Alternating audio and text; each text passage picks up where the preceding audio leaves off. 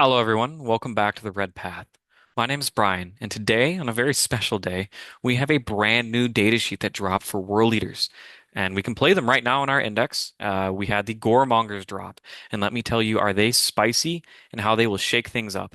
So in this video, I'm going to be going over kind of their stat line, what they bring to World Leaders as an army, and how I'm going to be playing them in my list going forward, and how I'm pretty much going to be taking advantage of this sweet new meta we're going to be in for the next 2 months. So without further ado, everyone lean back, enjoy a brew, relax, and let's get right into it. So starting off with the Goremongers, there's a lot of really interesting things to get into. And the first thing that I'm going to highlight on, which I'm going to come back to, probably the biggest selling point on them, is the fact that they have the infiltrators keyword, which is huge. World leaders having access to infiltrators. I didn't think we'd ever see that. It's not something that world leaders have ever had, I think, across most of the editions. And it's something that we are going to be able to take advantage of quite a bit, especially for the next 2 months, while we know what the meta is going to be looking like and how these guys actually perform into a lot of the top meta armies. But I'm going to put that on hold, and first we're going to break down their stat line. First off, these guys are move 9, which is significantly faster than Jakhals. That puts them on par with 8bound. That means that they have a potential movement of 17 inches in Berzerker Warband.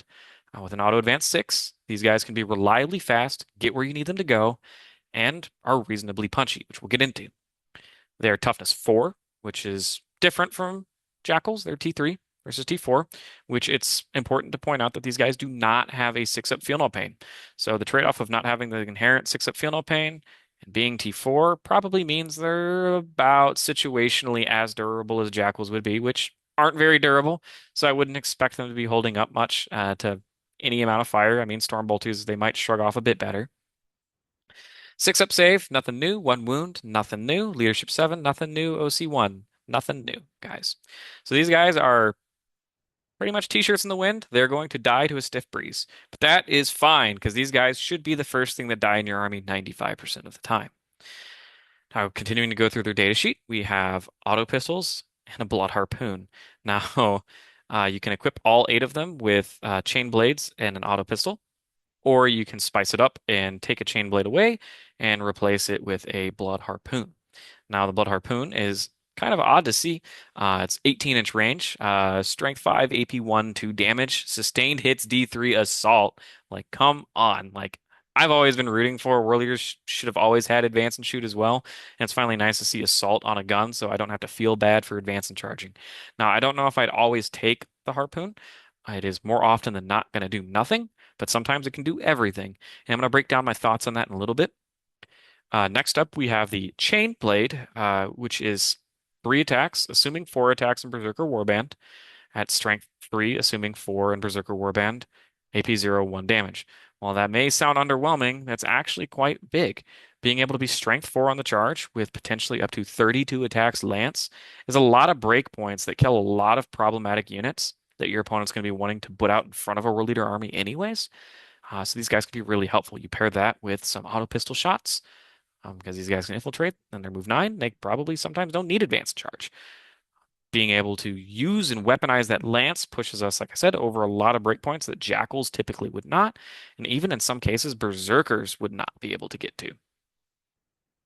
Now, continuing on, of course, like I said, they have the Infiltrator's keyword, and in addition, they have an ability called Loping Speed.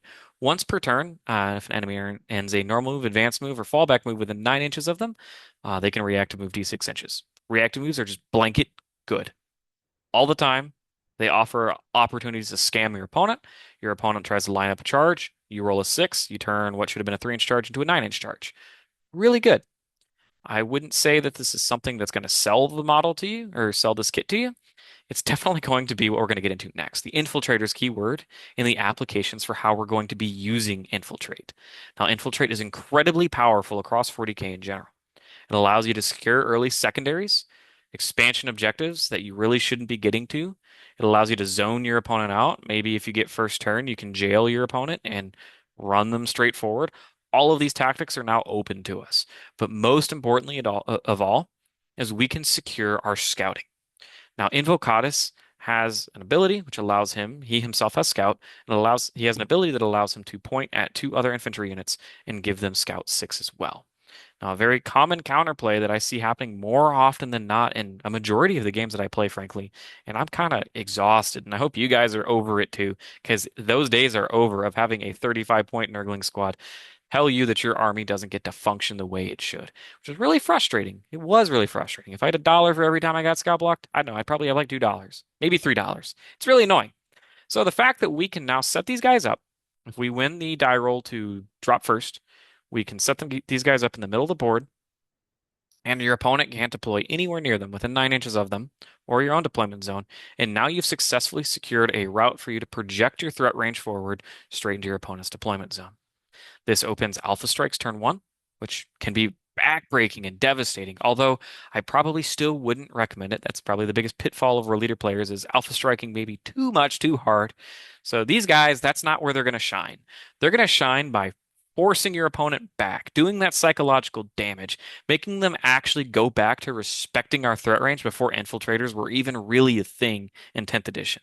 That was the beginning of 10th when people weren't really taking them. And that was really nice. That's when world leaders were probably at their peak. So being able to force your opponent to respect your threat ranges allows us to be able to stage safely and more importantly to scout forward into safety. Now we can securely set up these lanes of scouts. We can exist in areas of the board that we typically weren't used to existing in for a while, or unless we played against an army with no infiltrate. But like I said, more often than not, there's infiltrate in almost every army. Now, something to keep an eye on is these guys actually have a sweet synergy with Lord Invocatus. As long as they're within 6 of Invocatus, he still gets to scout them, even though they're in the middle of the board. Granted, you can't in closer to your opponent in the direction that they already have an infiltrator, but odds are if you've dropped these guys, they're not even going to bother really trying to infiltrate around them. So what you can do with Lord Invocatus is string these guys back to your deployment zone to be within 6 of him so that you can scout them to safety after you go first, or knowing that you went second, or even if you go first, you can still scout them into a direction to catch your opponent off guard, right? Like I said, 8 chain blades on these guys with lance on average will kill 10 guardsmen, will kill an aspect warrior squad of Eldar, and will kill 3 to 4 scouts on average from Space Marines, which is huge because with a scout 6, with movement 9, with potentially advance and charge, a little bit of shooting from auto pistols, you can pretty much get anywhere on the board with these guys turn one and threaten serious headache for your opponent while also securing all of your advances. Now, the Blood Harpoon is really cool. I think it's thematic. I think it's fun. I think it has a place. I think it's a 50-50 decision whether or not you want to take it or not. I do think that it's going to do nothing more often than it does something. And I do think that it pushes our math to be just a little bit unreliable for killing a lot of those problematic units. Like I said, those Guardsman squads, Crew, whatever, Aspect Warrior squads, if you're lucky enough to get your hands on them, and so on and so forth. These guys actually punch up really well into like Boys and Gretchen too. Something to keep an eye on. Now, how I would slot them into my list currently I'm on the RB2K, which if you don't know or are not aware of, take a look on our Discord. I'll probably have it also posted in the description. Pretty easy substitute, pulling the 5-man Berzerker squad out and putting these guys in. Now, the 5-man Berzerker squad, what we were using them for in the RB2K was that early skirmish piece to run out, go secure that quick and easy kill, make sure that, again, paving the way for the rest of the army to be able to charge stuff that is substantive. Now, these guys are going to still fulfill that role while doing even more and allowing us to, again, prevent scout blocking and open up those lanes of scouting. So while people may be a little disappointed that there's no AP on these guys and they look like they're 85 points, they look like they're expensive, trust me when I say that they will have more impact than you are expecting. And I think these are going to be huge for the meta. I think these are going to allow us to flip a lot of red matchups that we weren't expecting to be green. Now they're going to go back to being green. I think this helps us into our Eldar matchups. I think this helps us into Orcs a little bit. Doc is still pretty brutal. I wouldn't be happy if I saw myself paired into them, but these guys will help a lot of that out. It is also important to mention, I forgot to see as I was skimming over it, they have the grenades keyword, which is actually quite a scarce keyword throughout most War Leader armies. 8-bound do not have grenades. It's pretty much just Berzerkers and your Lords on Juggernaut. And Berzerkers aren't really being taken in mass right now. So being able to have another unit that has access to grenades so you can run up and do an early game like If you really want that Aspect Warrior squad dead or you really want those scouts dead, you can toss grenades, shoot them a little bit, and then charge, and you might actually get the job done. I have to say 10 out of 10 data sheet. I can't wait to get my hands on these guys. I can't wait to get building them. I don't really think you should be playing more than one. While I do think what they do is important, I think one squad gets the job done, and they are indeed a little pricey, but they are worth every point. So thanks for sticking around, guys. If you'd like to catch more from us, feel free to check out our Discord. There, we're going to be having a lot more conversations about cool tactics and tricks and loadouts that we can put on these Goremongers and how we can use them in applications going forward and into our codex, which I have a feeling if our codex is going to be written anything like this datasheet was, we're going to have a lot of things to be cooking with. So check out our Discord. Make sure to like and subscribe. Our Patreon is a great resource if you want to have further insights into how kind of our crazy brains interact with these lists from every aspect. Dara is going to be doing some hobbying videos with these guys, how to kit bash them, how to spice them up. Of course, Jamie and I are going to be trying to figure out the most bullshit ways to run them in lists. I'm going to be trying to figure out the most toxic ways to run them in lists. So feel free to check out our Patreon if you're interested in getting kind of like that next level up in terms of World Leader tactics. So with that, thank you guys for sticking around. Make sure you guys stay healthy, stay safe, and kill, maim, burn.